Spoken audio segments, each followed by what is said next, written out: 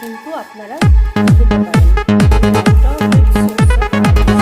আর কেউ যদি এর মধ্যে ঘিও ভাজতে চান, ঘিও ভাজতে পারেন, আমি ড্রাই রোস্ট করে নিলাম।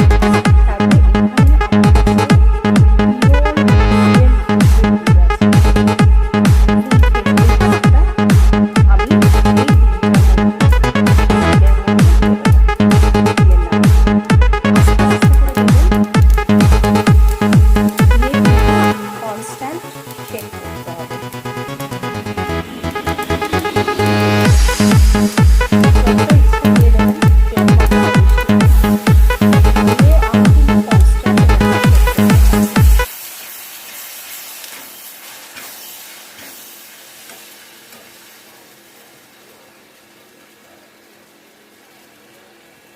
আরও লাগবে বোঝাই যাচ্ছে, তো আমি আর একটু দিয়ে দিচ্ছি। এটা হচ্ছে রিচ সোর্স অফ আয়রন। তার মধ্যে আমি জ্যাগারিও ইউজ করছি, পিওর জ্যাগারি খেজুরের গুড়, পুরো মানে খুবই ভালো সোর্স অফ আয়রন। এটা যথেষ্ট ময়েশ্চারাইজড হয়ে গেছে, ময়েশ্চার ভালোভাবে গুড়ের ময়েশ্চারটা এসে গেছে।